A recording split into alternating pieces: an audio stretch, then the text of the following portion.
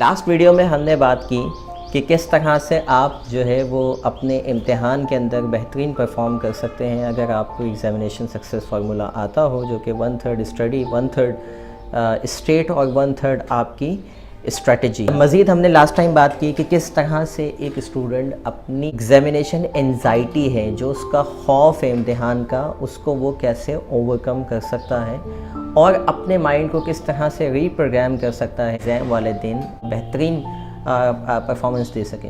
मज़ीद टिप्स मैं आज आपको बताऊंगा कि इम्तिहान से पहले आपने तैयारी के लिए क्या क्या काम करना है। जब स्टूडेंट तैयारी करते हैं, एग्ज़ामिनेशन उनकी प्रिपरेशन कर रहे होते हैं, तो उनकी स्टेट जो नेगेटिव स्टेट होती है, जो उनकी कैफियत होती है, जो एक ज़हनी तनाव होता है, एक स्ट्रेस होता है, उसकी एक वजह ये होती है कि वो अपनी बॉडी को किस तरह से रखे हुए हैं। हमारा एक बात याद रखिएगा कि आपका माइंड और आपकी जो बॉडी है, ये दोनों लिंक्ड होती हैं। मतलब ये कि जिस तरह आप अपनी बॉडी को रखते हैं, उसका असर आपके माइंड के ऊपर जाने लग जाता है। एक शख्स जो डिप्रेस हो, जो स्ट्रेस में हो, अगर आपको देख के मालूम किया जाए कि कौन सा शख्स डिप्रेस है, कौन सा स्ट्रेस है और कौन सा एक्साइटेड है, तो आप उसकी बॉडी लैंग्वेज से अंदाज़ा लगा सकते हैं। जब हमारे शोल्डर मिसाल के तौर पे झुके हुए होते हैं, चेहरा झुका हुआ डाउन होता है, तो हम ऑटोमेटिकली स्ट्रेस की तरफ जा रहे होते हैं।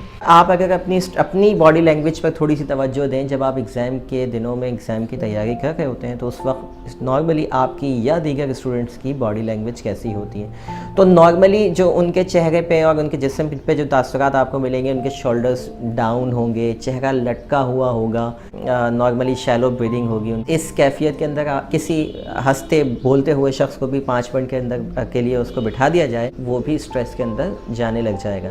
तो एक और टिप जो एग्ज़ामिनेशन के हवाले से आपने करनी ये है, वो ये कि जब भी आप अपनी स्टडी करें, अपनी बॉडी को ऑप्टिमम स्टेट के अंदर लेके जाना है। मतलब आपके शोल्डर्स इस तरह से स्ट्रेच हों, बिल्कुल चेहरे पे आपकी हल्की सी मुस्कुराहट होनी चाहिए, आपकी ब्रीदिंग ऐसी होनी चाहिए जो एक अचीवर की ब्रीदिंग होती है। जब आप कुछ अचीव करते हैं, जब आप एक्साइटेड होते हैं, किस तरह से सांस लेते हैं आप, और उसके बाद जब आप पढ़ने जाते हैं, तो आपकी मेंटल और फिजियोलॉजिकल कंडीशन आपकी स्टडी को सपोर्ट करने लग जाएगी। और इसका वॉइस वर्सा आप करते हैं, आपका चेहरा डाउन है, आपके शोल्डर्स झुके हुए हैं, और अब आप सोच रहे हैं कि मुझे इतना पढ़ना है, इतना याद करना है, तो ऑटोमेटिकली आपका जहन एक ऐसी स्टेट में चला जाएगा जहाँ वो आपको नेगेटिव सेल्फ टॉक स्टार्ट कर देगा और आपको यही बताता रहेगा कि नहीं, ये तो नहीं होगा, नहीं ये तो हो नहीं सकता, इतना टाइम नहीं है, इसको स्किप कर दें, उसको स्किप कर दें, और आप एक मनफी कैफियत के अंदर जाने लगेंगे। तो अपनी बॉडी को आपने कंडीशन करना है इस हिसाब से कि जब आप इम्तिहान की तैयारी करें, आप एक ऑप्टिमम जो है वो बॉडी लैंग्वेज के साथ एग्ज़ाम में भी अपेयर हों और एग्ज़ाम की तैयारी के वक्त भी। क्योंकि नॉर्मली स्टूडेंट हम जो अपनी बॉडी को, अगर मैं आपसे एक सवाल पूछता हूं कि आपको अगर स्विमिंग का जो है वो कॉन्टेस्ट लड़ना है, कोई मुकाबला लड़ना है, तो क्या आप उसकी तैयारी ग्राउंड में भाग के करेंगे? तो आप कहेंगे यकीनन नहीं, ऐसा नहीं है। अगर मुझे स्विमिंग का जो है वो मुकाबला जीतना है, तो मुझे स्विमिंग की तैयारी भी स्विमिंग पूल में ही करनी होगी। The same case with the study. जब आपको एग्ज़ाम जिस हालत के अंदर देना है, मिसाल के तौर पे एक टेबल के ऊपर एक चेयर पे बैठ के एग्ज़ाम देना है, तो अब मुझे आप बताएं कि इसकी जो तैयारी की, जो इसकी प्रैक्टिस होगी, वो कहाँ होगी? आया इसी अंदाज़ में होगी, या फिर बिस्तर पर लेट कर और उल्टी सीधी पोजीशंस में लेट कर या बैठ कर हम क्या करते हैं, अपने जहन को उस पोजीशन के हवाले से लिंक कर देते हैं। मतलब ये कि हमारा जहन उस वक्त तक एक्सेस नहीं करेगा इन्फॉर्मेशन जब तक हम उस स्टेट में ना चले जाएं, उसी बॉडी लैंग्वेज में ना चले जाएं जिसमें हमने उसकी तैयारी की है।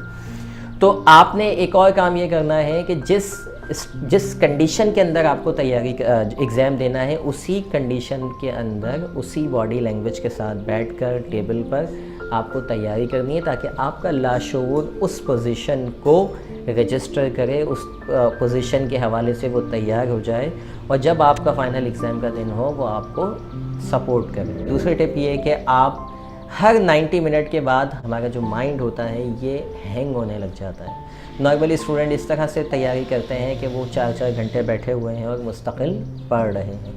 अच्छा, 90 मिनट के बाद चूँकि आपका माइंड हैंग होना शुरू कर देता है, तो आपको अब वो उससे फ़ायदा नहीं उठा सकते जो एक फ़्रेश माइंड होता है। इसका आसान तरीका ये है कि हर 90 मिनट के बाद आपने एटलीस्ट 5 मिनट का ब्रेक लेना है। वो 5 मिनट में आप अपनी कॉपी किताब बंद करके खामोश बैठ भी सकते हैं, वॉक भी कर सकते हैं, चल के पानी वानी पी के आ सकते हैं। मैक्सिमम ये 5 से 20 मिनट तक जा सकता है ये दौरानियत, इससे ज़्यादा भी ना हो कि आप बिल्कुल आउट ऑफ फोकस हो जाए।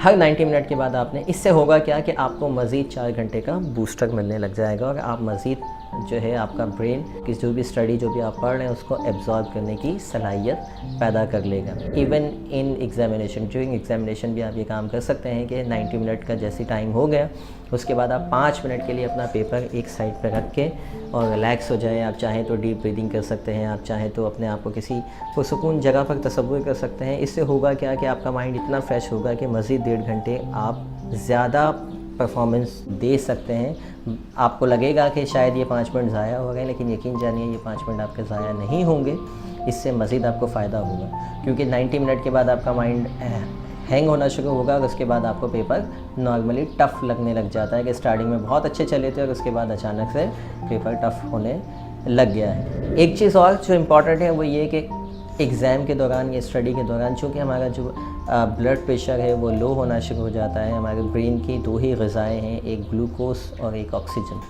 तो डीप ब्रीदिंग से आपको ये फ़ायदा होता है कि आपके जहन को एक ऑक्सीजन मिलने लग जाती है, दिमाग को आपके, और ग्लूकोज का इस्तेमाल यानी कि आप कोई मीठी चीज़ का इस्तेमाल लाजमी कीजिए। एग्ज़ाम के दौरान भी कोई टॉफ़ी रख लें, कोई ऐसी चीज़ जो आपको इंस्टेंट एनर्जी दे सके, उससे आपकी जो है वो जहन को काफ़ी तक़वियत मिलती है। आप आसानी, क्योंकि नॉर्मली स्टूडेंट के साथ यही होता है कि वो एग्ज़ाम के दिन उनका ब्लड प्रेशर लो हो जाता है और वो चूँकि ना खाना खाए हुए होते हैं, रात से खाना बंद होता है, नाश्ता भी सही तरह से नहीं कर पा रहे होते, तो ज़्यादा स्टूडेंट के साथ ये प्रॉब्लम स्टार्ट हो जाती है। तो मीठी चीज़ का इस्तेमाल लाजमी कीजिए ताकि आपके जहन को जो है वो ग्लूकोज वगैरह मिलता रहे। उम्मीद है ये वीडियो आपको पसंद आई होगी। हमारी मज़ीद वीडियोस के लिए आप हमारे चैनल को भी लाइक कर सकते हैं, सब्सक्राइब कर सकते हैं। कोई क्वेश्चन आपका हो इस हवाले से तो आप कमेंट में वो क्वेश्चन भी पूछ सकते हैं। अल्लाह हाफ़िज़।